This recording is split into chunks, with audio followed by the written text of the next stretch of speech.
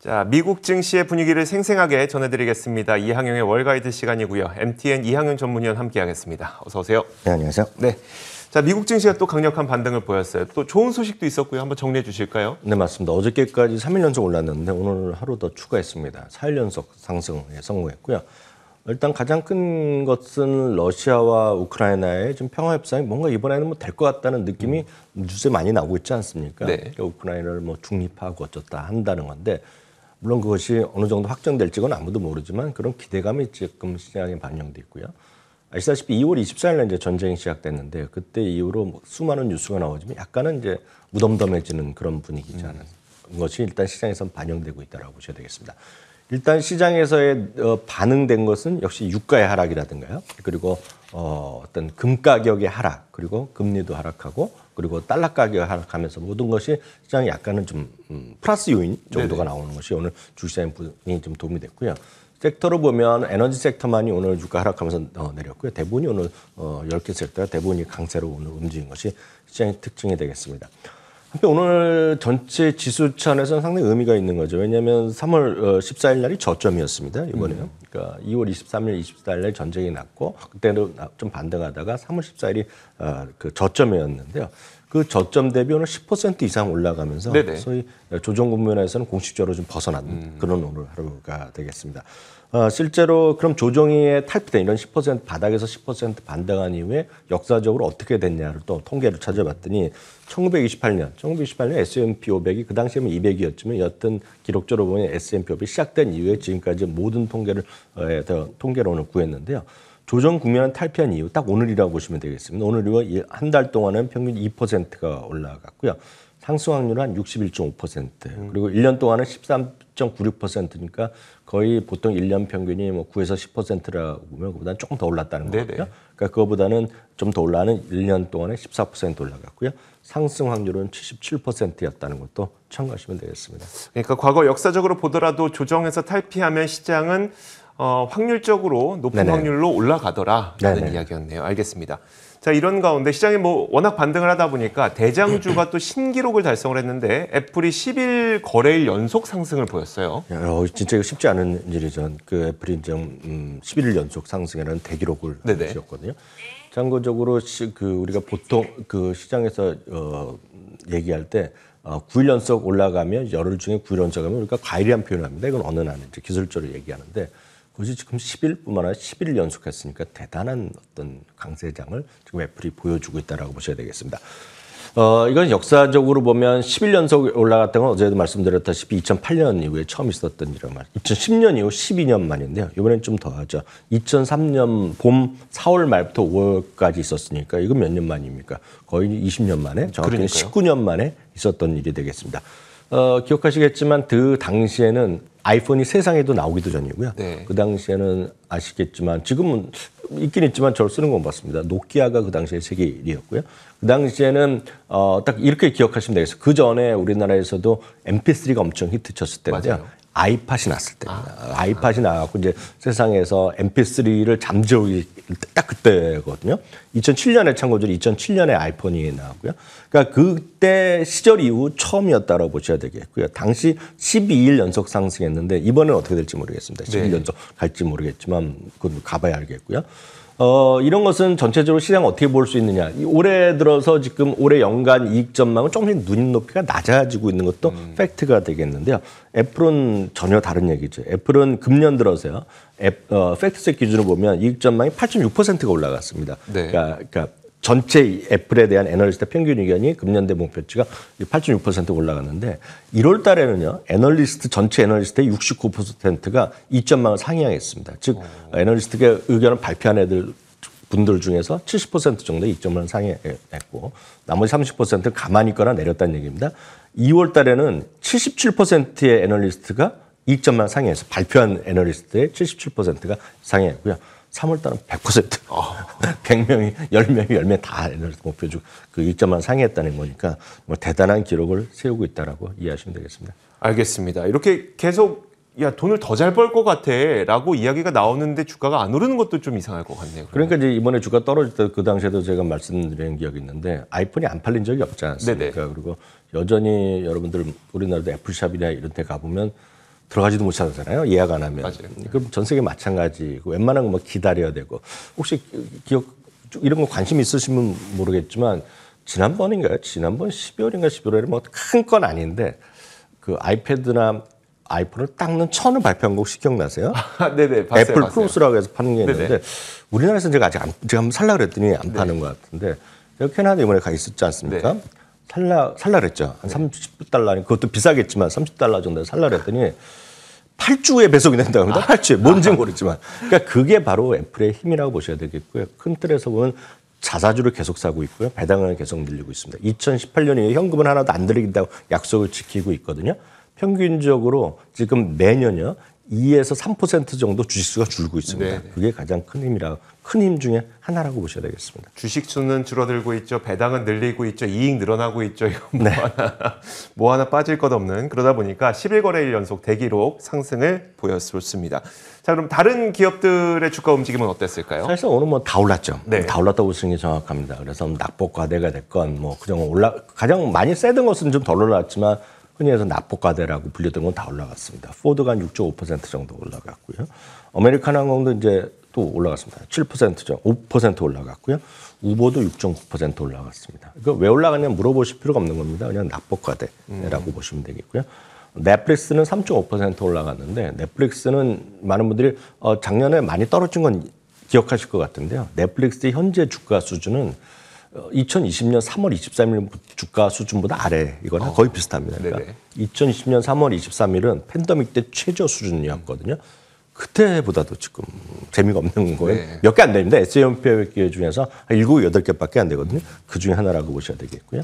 마이크로소프트는 1.5% 올라갔고 알파벳은 0.7%, 테슬라도 한 그 정도 올라갔고요.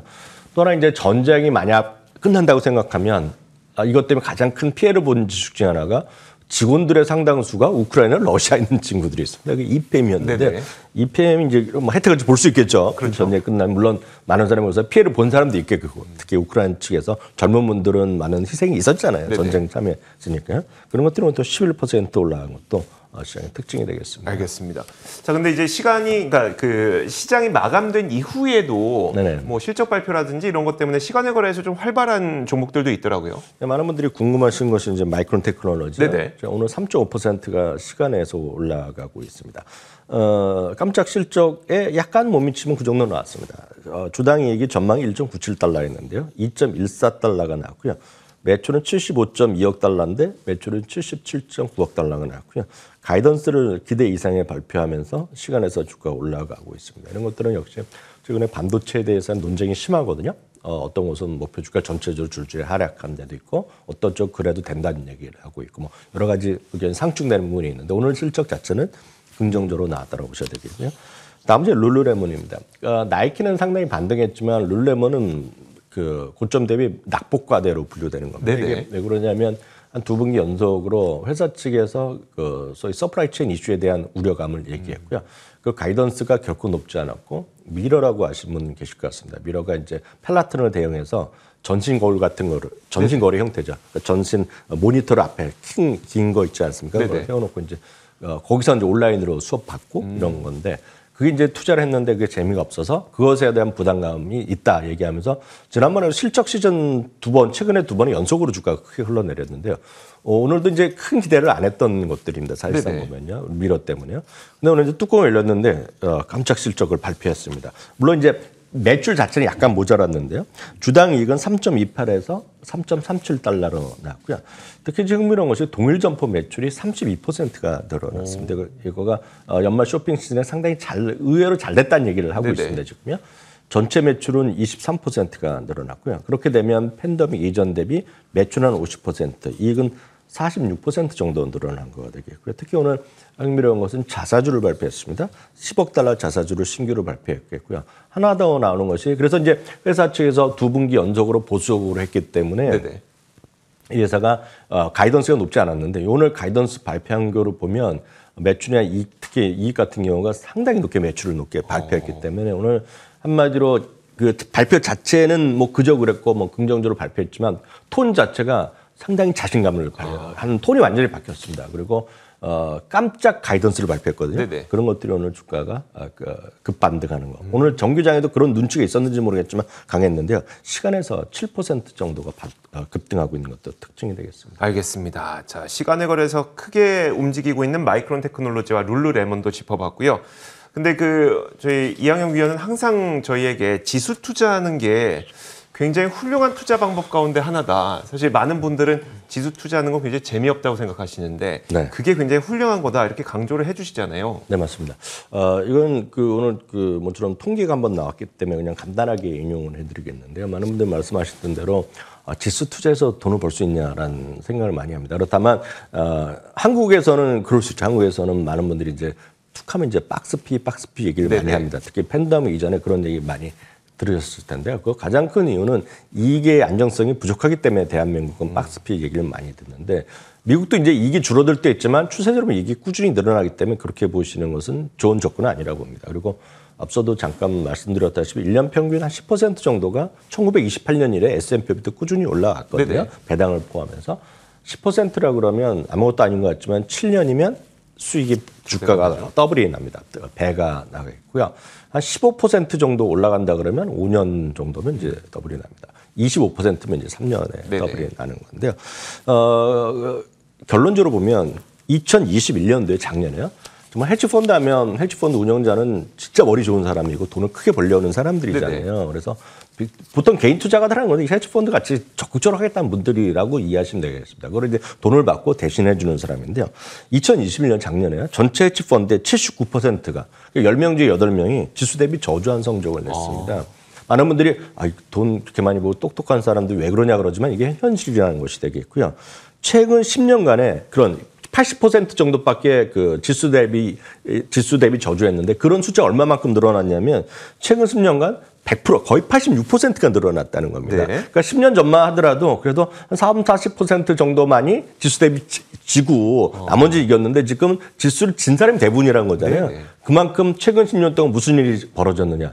지수를 쫓아가기가 더 힘들어졌다는 겁니다. 그것은 주가의 등락도 있을 것이고 아래에서 위에 크게 올라가는 것도 있고 위에서 크게 내려오는 것도 있기 때문에 이렇게 적극적으로 대응해서는 것이 방법이 아니다는 얘기를 하는 거죠. 그래서 결국은 돌아가셨지만 존 보글이 인덱스 펀드의 창시자이자 그만큼 큰 기여를 했는데 그만큼 인덱스 펀드가 중요하다고 말씀드리겠고요. 참고적으로 헤지 펀드의 평균 수익률은 그러니까 평균만 보더라도 12년 내리지고 있다는 것도 참고하시면 좋겠습니다. 그러니까 우리가 사실 시장 수익률보다 더 좋은 수익을 내려고 공격적으로 하려고 하는 건데 결국은 그런 사람들이 다 졌다는 게 그런 그렇죠. 거 보면은 그냥 차라리 지수 놓는 게 이게 뭐 안전 이런 걸 떠나서 훨씬 더 수익률이 좋더라. 그렇죠. 물론 이제 이럴 수 있죠. 이게 아까 말씀드렸다시피 78% 정도가 적기 때문에 잘하면 22% 정도에 내가 돈을 맡겼으면 될 수 있지 않습니까? 그렇긴 하죠. 그렇지만 또 하나 더 말씀드리면 3년 연속 지수를 이긴 헤지펀드는 2%밖에 안 됩니다. 그러니까 그만큼 꾸준히 이기기도 쉽을 뿐더러 많이 벌기도 쉽지 않다. 그래서 그만큼 지수가 특히 S&P 500이라는 지수는 그만큼 파워풀한 지수라는 걸 이해를 하셨으면 좋겠습니다. 알겠습니다. 자, 이런 가운데 미국 기업들의 자사주 매입이 계속 이어지고 있잖아요. 올해에도 그러면 거의 사상 최대의 자사주 매입이 예정돼 있을까요? 네, 올해는 뭐 거의 틀림없을 것 같습니다. 왜냐하면 지금 지금까지요. 지금까지 자사주 매입을 발표한 기업들이 있잖아요. 자사주 얼마만큼 발표해야 되는 기업이 벌써 3,200억 달러입니다. 같은 기간 작년 같은 기간에 2,670억이기 때문에 더 훨씬 늘어났죠. 그리고 이제 자사주 매입은 올해 아마 1조 달러가 넘을 것 같고 최근에 이 그림은 최근에도 GE라든가 AMD라든가 트위터가 자사주를 발표한 거가 되겠는데요. 하나 여기서 좀 이슈가 있습니다. 뭐냐면 요즘 통과될지 안 될지는 아무도 모르지만 지금 바이든 행정부에서 하고 있는 세제 개혁이 있지 않습니까? 그래서 많이 들으셨던 초부자, 진짜 부자들에 대한 부유세하는 것들이 있겠고 또 하나가 기업들의 돈에 대한 활용의 이슈가 있습니다. 그것이 작년부터 이슈가 나왔던 것이 자사주 매입에 대해서 1% 과세한다는 거가 있는데 그래서 걱정하시는 분이 계실 텐데요. 자사주 매입을 줄일 수 있을 것 같습니다. 이게 만약 되면. 왜냐하면 그렇게 매입하면서 바로 세금을 내리면 누가 하겠습니까? 대신에 그 자사주 매입 대신에 오히려 배당이 크게 늘어날 수 있다는 것도 유념하셔야 되겠고요. 그래서 너무 큰 걱정하실 필요 없다. 그래서 나중에 기회 되면 자사주 매입과 배당을 같이 늘리는 기업은 또 다른 또 계산법이 있거든요. 네네. 이게 되면 또 나중에 또 소개해드리도록 하겠습니다. 알겠습니다. 자, 일단 그 이야기는 나중에 듣도록 하겠고요. 오늘은 여기까지 하겠습니다. 자, 지금까지 미국 증시의 분위기를 생생하게 전해드렸습니다. MTN 이항영 전문위원과 함께 이야기 나눠봤습니다. 고맙습니다.